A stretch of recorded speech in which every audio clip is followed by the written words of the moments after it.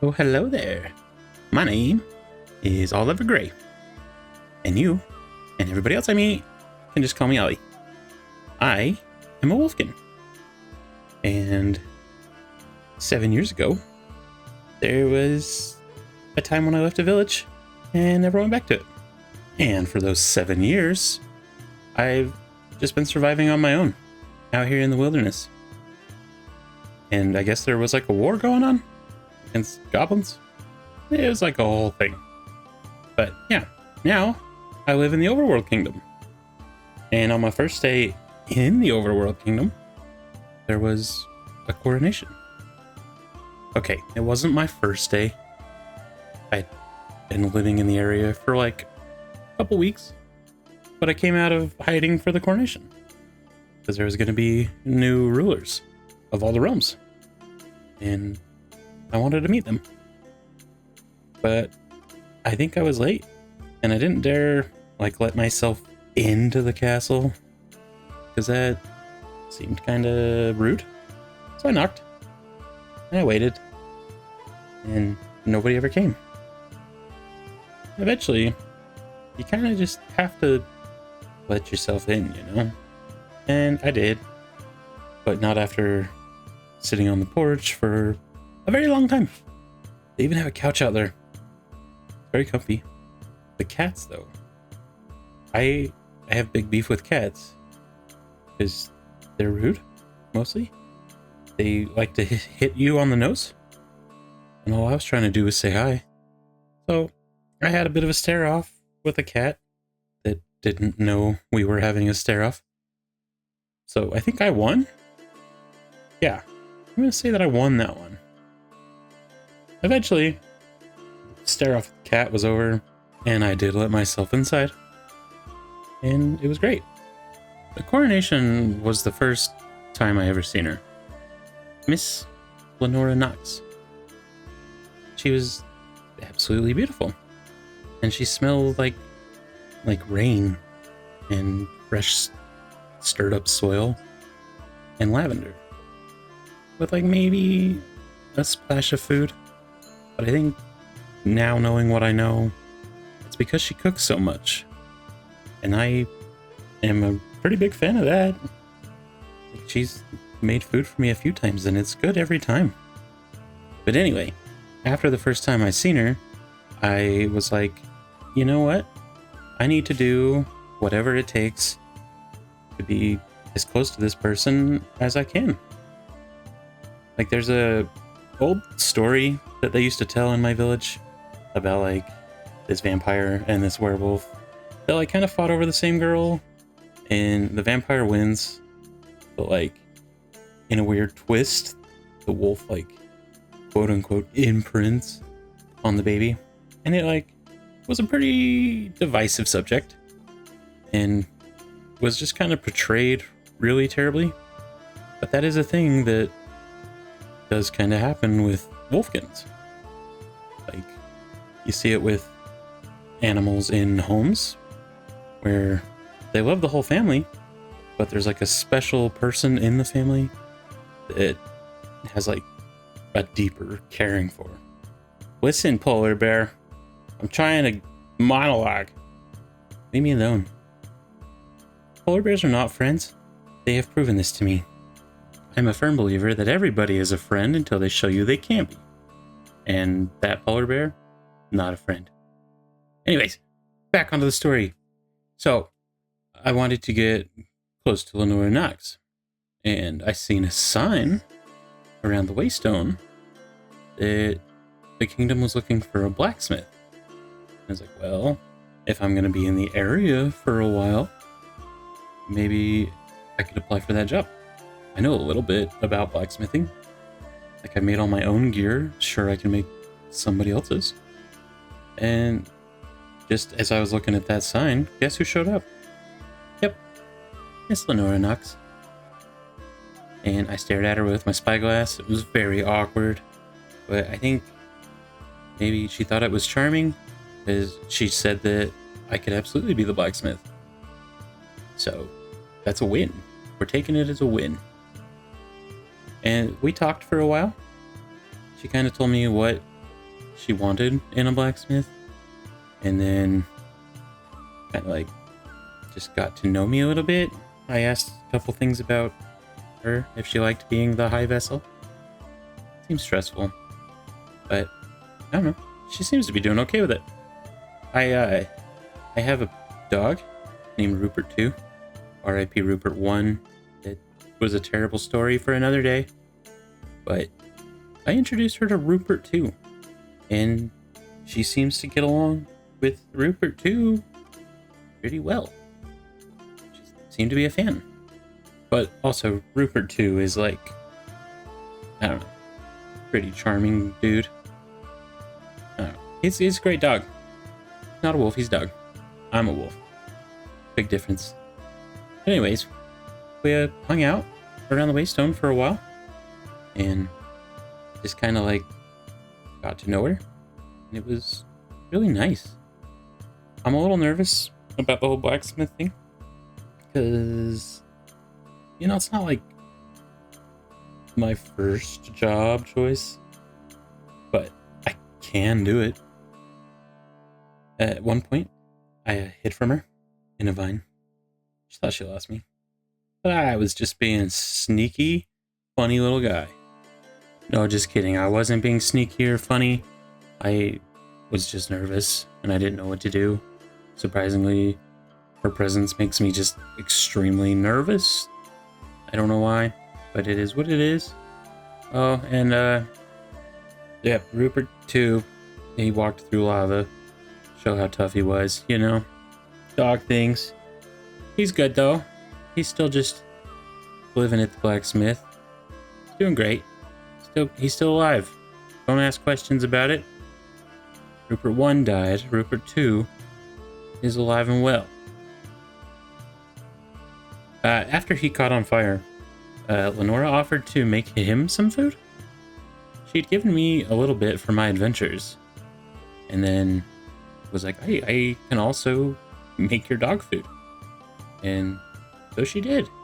And he was a big fan. And I thought it was very nice. That's the thing I've noticed.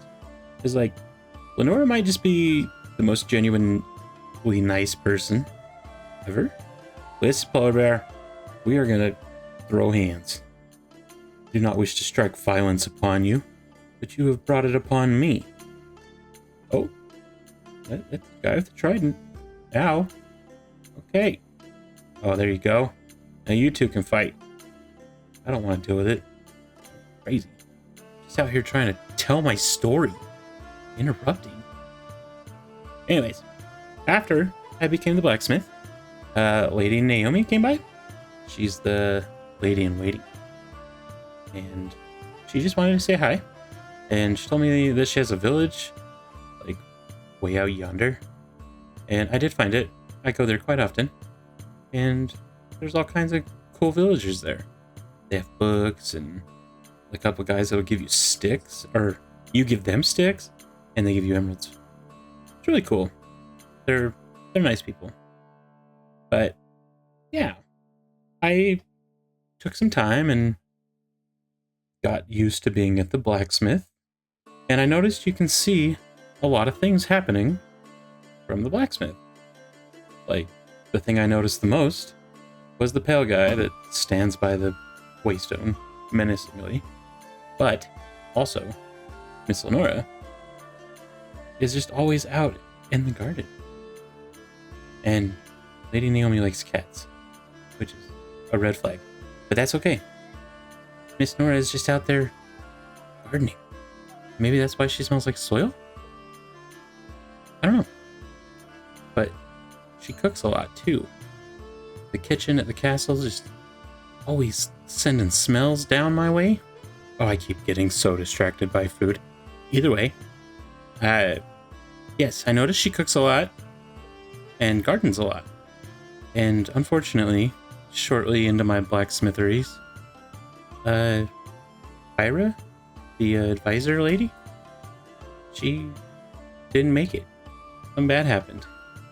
And so to be like a nice, sweet guy, I noticed that Lanoira cooked food for everybody else, and that could be stressful So I cooked her some of my favorite Wolfkin food from when I was a kid and sent it to her in like a book that was like, hey, I wanted to make sure you're eating and you take care of everybody else, but you can't pour from an empty cup. So here, let me put some in your cup. And I did. And then I needed stuff to fill my time. And I heard about the Adventures Guild that Fifi had started, or I guess restarted. There used to be one, and now she made a new one. And so I went out there to try and be an adventurer, because I do love a good adventure. And I mean, who doesn't? You know? Sometimes we just be adventuring. And Fifi caught me trying to scope out the place. Turns out she's like a very happy, bubbly person. She's quite fun to be around. And I don't know, she just always seems very excited about stuff. She's very nice. Very cool Wolfkin. 10 out of 10 would recommend. She took me inside and helped me get registered to be an adventurer. Because I guess it's like very official. Like I just been adventuring my whole life. But now I'm like registered. I'm a legit adventurer. I think I maybe started to bug Fifi because I just kept ringing the bell on her desk while she was talking. But it was another one of those situations where I was in a social interaction and like didn't know what to do with my hands, and it just kept happening. The bell just had a very appealing tune to it. I'm not sorry. I would absolutely ring the bell again. But anyway, this is not a story about the bell. This is a story about me, Ollie Gray. So, I became an adventurer. Fifi taught me how to take quests. And then she taught me how to turn in quests. I may have forgotten how to do that part, but I'm sure I'll remember someday. But not today. Because today is a day where I tell my story. Obviously, that's why we're here, telling a story. But anyway, I signed up to be an adventurer. I went back to the blacksmith, spent a lot of time around the kingdom, you know, because that's where I want to be right now. So that's what I'm doing. Eventually, I really want to go to the moon. That's like maybe a story for a different day. One day, I was at the Waystone, and Fifi showed up, and she had friends with her. One, Miss Amelia Shortcake, and Nixie from the end. She wears a blindfold, but like can somehow see where she's going. I don't know. It's magic. And I guess they were on like a quest, not like an adventure guild quest, just a regular quest to catch something called the money fairy. I don't know what that is, but they seemed very enthusiastic about it. They laid down signs and treats to try to like lure in this money fairy. I don't know if they ever actually caught a money fairy or if money fairies are even real. But if they are, I hope they caught one. While they were doing that, I ended up fighting a bunch of dream eaters. That's what I call the little flying death things in the sky that come down and they try to eat you because you don't use your dreams. And they don't like cats. Cats are, you know, nightmares. Nobody wants a nightmare when you could be eating dreams. But anyway, while I was doing that, Lanoira and Arlo, they showed up, and they also were shooting dream eaters. And I learned that Miss Lanoira, as much as I think she's kind of legally required to have some kind of protection, doesn't really need it. Like, she's kind of a tough gal, man. She was shooting phantoms. They'd come down too low and she'd rock them in the face with her hands. It's pretty impressive. She knows what she's doing. And I think now, looking back at it, it maybe is part of the reason that I'm so irritated sometimes by how much people try to, like, coddle her. Because, like, she doesn't need it. She's very independent and very strong and just, you know, doing the most. And I'm here for it. But at the same time, I feel like a overwhelming urge to just protect her. Even though I know she doesn't need it. If the day ever came where she did need it, I would hope that I was around to help. Because I don't need anything bad to ever happen to her. She's way too sweet and nice. And just a lovely person. But yeah, the thought of something bad happening to Lanoira began to plague my mind, and I decided that I need to find a way that I could be of some assistance if she ever needed it. And I'm not going to be very helpful with, like, janky weapons and tools. Like, I'm really good with a bow, because the village I come from is just full of archers. And that's all I've done, like, my whole life. But, you know, a bow doesn't solve all your problems. So, I built some pretty good weapons and a pretty good shield. But I always just kind of thought they could be better. And after seeing some of the stuff other kingdoms had, I knew they could be better. And so I reached out to the captain of the Nether, Mr. Rexaris Redvein, and I asked if I could buy some netherite and a template. And sure enough, he was a nice enough feller that we decided to meet at the portal room that goes to the Nether. And I gave him a whole bunch of emeralds. And he gave me an upgrade template that I can duplicate. And a couple chunks of netherite, which was great. I needed that. I was one step closer to being the, like, protector and warrior that I always thought I could be, but nobody else did. So, win for me, loss for everybody back home. I'm doing it, and they're not even here to see it. True fans, you know? Clapping from a distance, but they don't know what they're clapping for. Anyway, enough of that grudge. Rexaris, cool dude. I like him. Seems very level-headed. Takes his job very seriously, but, you know, sometimes you have to. I think he would benefit a little from learning to, like, not be so serious sometimes. You need that, you know? Anyway, after the trade with Rexaris, I returned back to my blacksmith, and I put netherite on anything that could hold it. So, like, I have a netherite bow. Oh. So, fun fact about being a wolfkin. I can't see very good when I'm a wolf and I'm in a boat. I'm not tall enough. I can't see out of the boat. I don't know where I'm going. So I get lost pretty easy. But that's okay. Because eventually, the sun has to come back up. And when it does, I'm back to full-fledged handsome man. Oh my god, the story. I'm sorry. I got so off topic. Anyway, put netherite on everything. It's on my bow, my shield, my armor, my axe, all of it. If it can protect me or do damage, it's netherite now. And that's the way it's gonna be. Anyway, Miss Nora came by. She brought, I think, some food for Rupert too.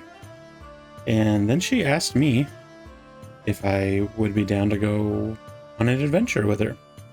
And, like, obviously, I said yeah, because I'm an adventurous dude. And I'm looking for any reason I can find to be in proximity of Miss Nora. So we went on an adventure. I will say, to this day, maybe my favorite adventure I've ever been on. We went to a watering hole because she needed squid ink, and it just felt like a good place to jam out. And so we hunted squid, and we talked.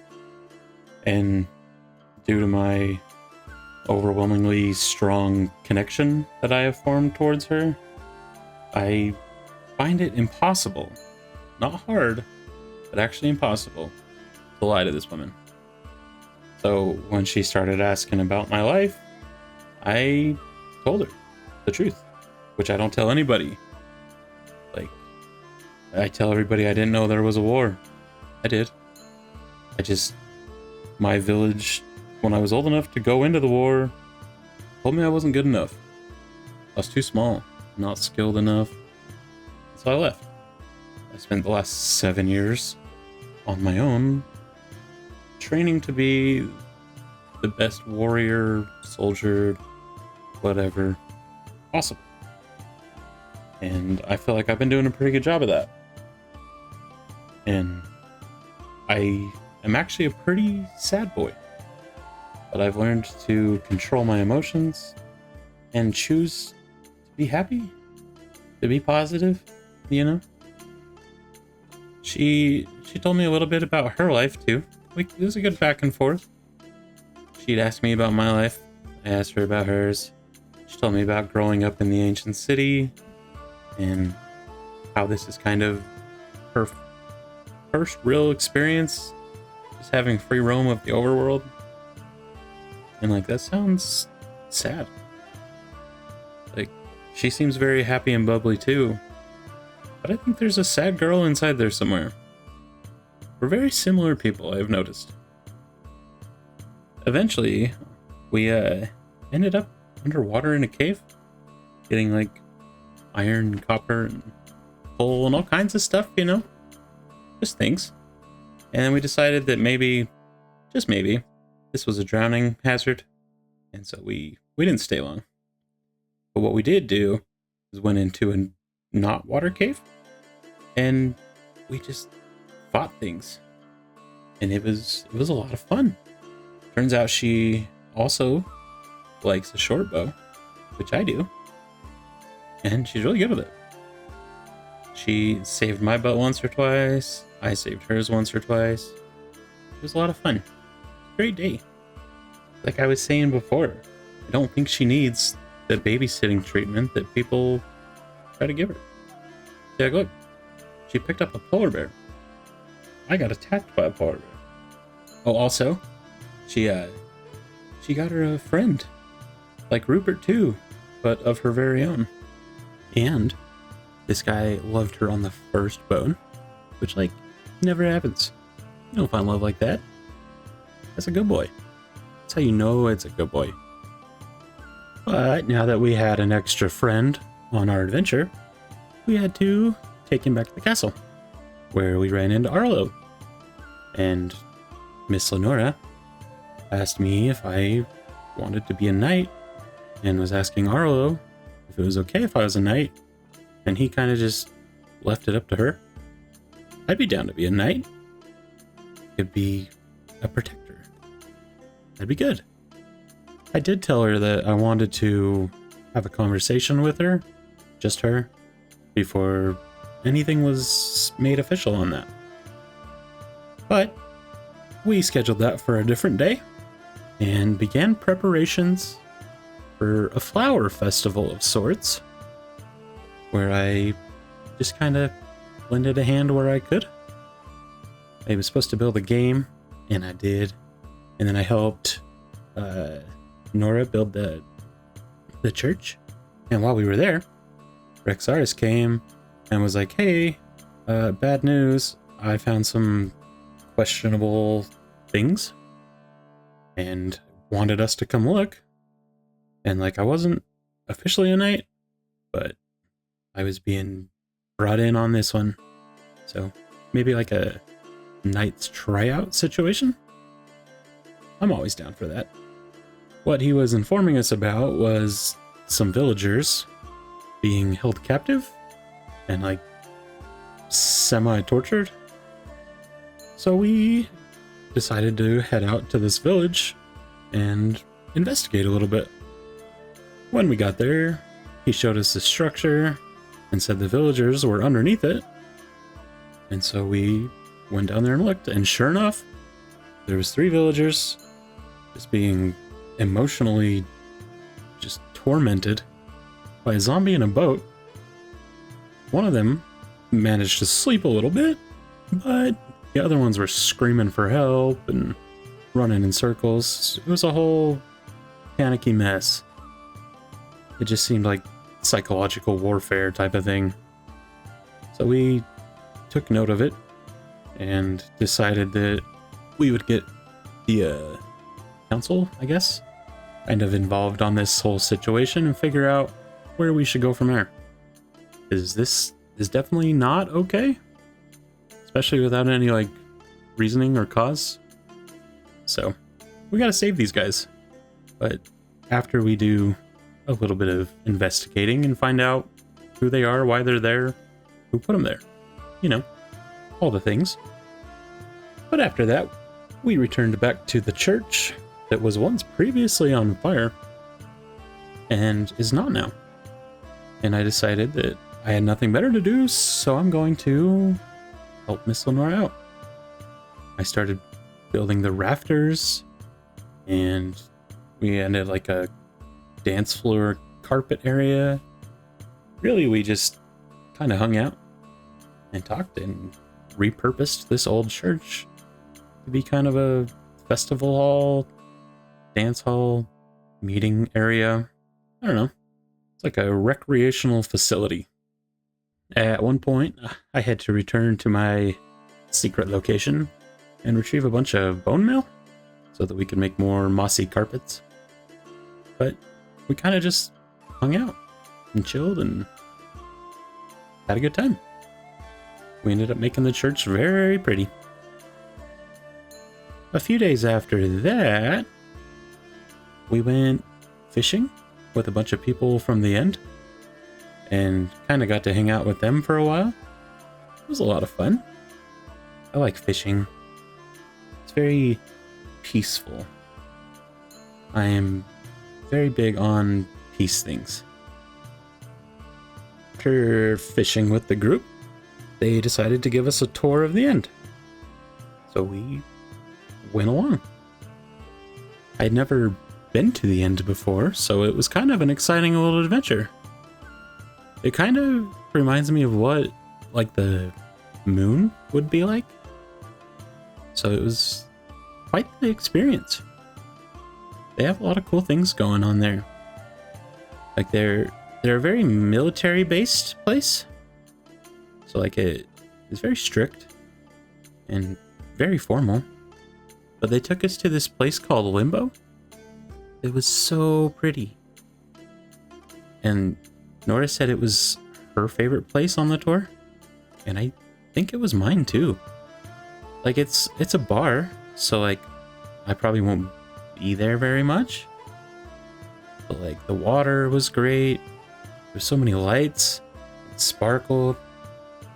I told Miss Nora that it reminded me of her because there was a lot of cyan blue colors and sparkles, which she has a lot of. And it just was a good time. I'm glad we got to go. I definitely want to go again. Over the next couple of days, we hung out a lot. Just kind of took things easy. Lanoira started building a kitchen and then kind of passed it off to me because she got busy, but I was not busy. I guess technically I've been doing a lot of like odds and ends things for the castle, like keeping the castle kitchen stocked full of meat, and now building this new kitchen for Nora's cooking club. But the flower festival was right around the corner. When I first arrived to the flower festival, I found Lanoira talking to Larinthia and Rexaris and Amelia. And so I decided to go take a little stroll and see all the booths and sites and all that fun jazz. And then I settled in to watch a very interesting game of Guess the Black. They went back and forth for a very long time, trying to guess each other's blocks. And I started to feel a feeling that I hadn't had since I was a kid. And I took some time to figure out what it was. But I'm pretty sure it was anxiety. I think it was caused by the large crowd of people after being alone for 7 years. So I let them wrap their game up, and I had came prepared with some gifts for Lanoira. And so I wanted to give those to her before I left. So I had to wait and just deal with my stress. But it was okay. It was a fun game to watch. Eventually, the time had come where I could present my gifts to Miss Lanoira. So I gave her the blue orchids that I had found that reminded me of her, and the hand-picked bouquet of flowers that I had picked on my way to this flower festival, and then a box of handmade chocolates that I made all by myself and had to figure it out. Wasn't good at cooking, but I figured out chocolate, even though it makes me sick to eat it. Then I wished them all a wonderful festival, and I went home. Well, I tried to go home. On my way home, I encountered a little bit of a warden issue in the mouth of a cave, and the stress of it being so close to the flower festival kind of forced me to inflict violence on it. And then I eventually ended up returning back to the flower festival because that thing was lingering around outside the festival. What if another one came and hurt everybody or hurt Miss Nora? Those are things I don't want.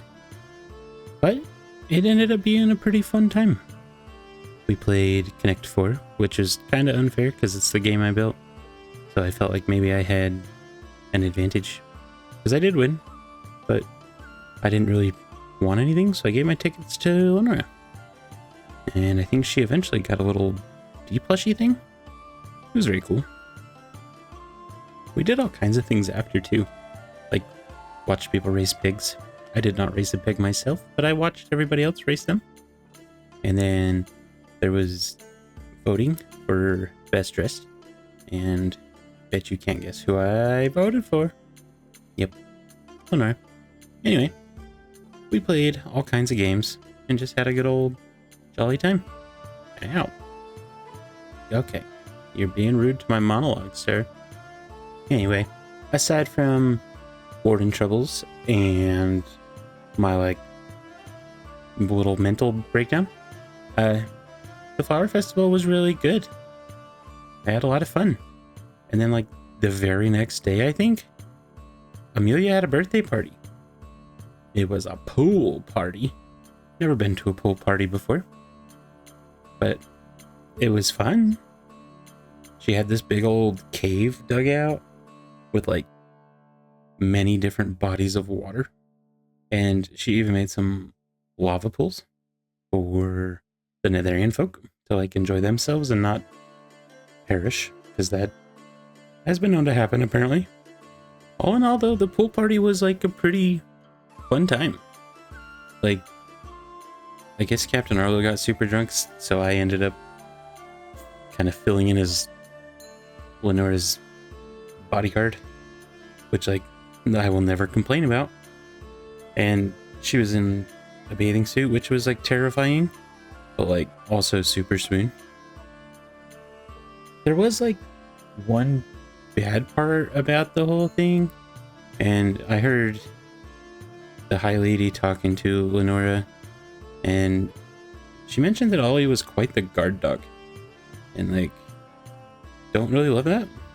I'm not a dog. Don't act like I'm a dog. It's one of the most frustrating things for me is when people say stuff to me that you would say to a Rupert 2 type of person. Don't tell me to stay. Don't tell me to sit. Don't call me a good boy. Don't call me a guard dog. I don't know. Stuff like that. It is kind of offensive. But I know that not everybody knows that, so I have to try to be lenient. And for the sake of Miss Nora having friends, I just kind of kept quiet about it and didn't make it a problem. Oh, there was this one point where we had fire-resistant potions, and so we all got to swim in the lava like the Netherians do. It was very cool.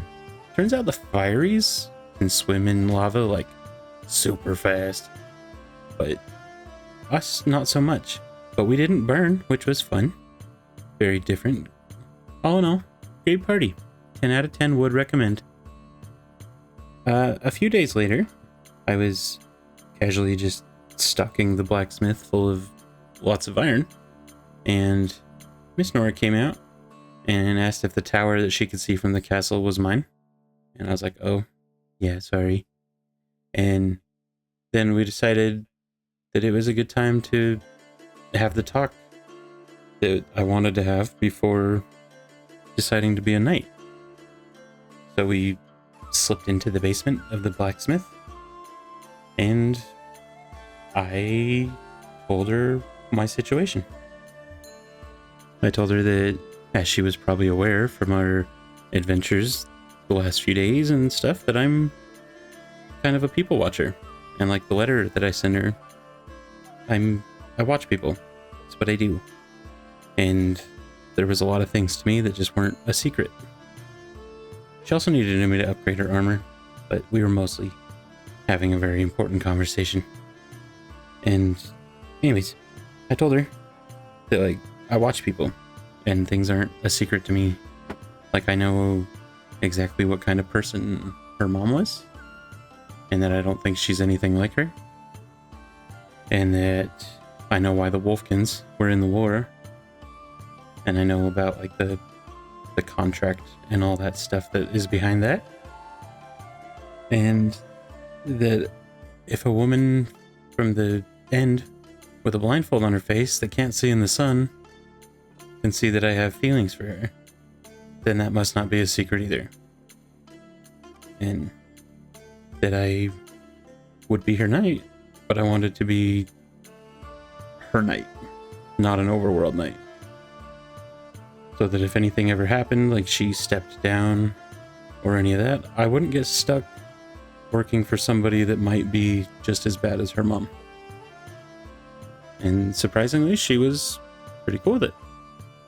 She said that we could come up with a contract of some kind that would make it to where I was not stuck in the kingdom if anything happened to her. That I would be working for her and not for the castle, I guess is the best way to put it. Knowing how busy of a woman she can be, I didn't want to add writing up a contract to her list of things to do. So I took it upon myself to come up with a contract and kind of state my terms in it. And then all she'd have to do is read through it and edit how she feels necessary. And then we could both just sign it and be done. And so I did. I wrote us a contract. And a few days after I wrote that contract, I was decorating my room in the castle because I'm going to be living there now. And Miss Nora came down to see how I was doing. And I told her I had our contract ready. And so I gave it to her. And she didn't change anything. She just said, yeah, this works. She was the most upset that she wouldn't get to pay me. But I don't want to be paid. Money doesn't mean a whole lot to me. I mostly just wanted to be close to her. That's all the payment I'm ever going to need. And so she signed it. And so did I. Order of the Dark Moon Contract. This contract as a whole is designed to establish the binding terms and expectations of personal knightship between Oliver Grey and Lanoira Knox. The following are stipulations and expectations of the Order of the Dark Moon, set and approved by Oliver Grey and Lanoira Knox. Private Knight Duties. Oliver is prepared to give everything up to and including his life to secure the happiness and safety of Lanoira. If needed, Oliver will provide assistance and aid to the Overworld Kingdom staff if instructed by Lanoira. Oliver is available to help Lanoira in whatever she may need of him outside of protective services, running errands, delivering her goods, notices, emotional support, etc. He's fully at her disposal. Terms of employment. As Oliver's soul has bound to Lanoira, the only member of the Order of the Dark Moon that can terminate this contract is Lanoira Knox. This is by no means a contract of knightship to the overworld, but to Lanoira Knox specifically, meaning that if Lanoira ever leaves the kingdom or steps down as High Vessel, Oliver's services will follow. And if someday Lanoira leaves this mortal world before Oliver, this contract is terminated. Oliver also wishes to have his duty be a labor of unconditional love and receive 0 monetary compensation for his work as a Knight of Lanoira. High Vessel Lanoira Knox, forever yours, Oliver Gray. Later that same exact day, surprisingly, I was sworn in as a fake overworld knight. Like, if I'm gonna be patrolling around with Lanoira, I've got to look like I'm an overworld knight. So I was sworn in to the Triquetra officially as a knight, not so officially. And I was also sworn in with Ophelia, who is the new sorceress, and Arlo is officially now the captain. I learned a lot of things in this room. For one, the Pale Man is actually the advisor. He signed the book with the wrong name. I don't know what a Zeroth is, but I'm going to find out. And the other thing is that I've got a lot of work ahead of me to keep Miss Lanoira Knox safe. But I'm ready to do it.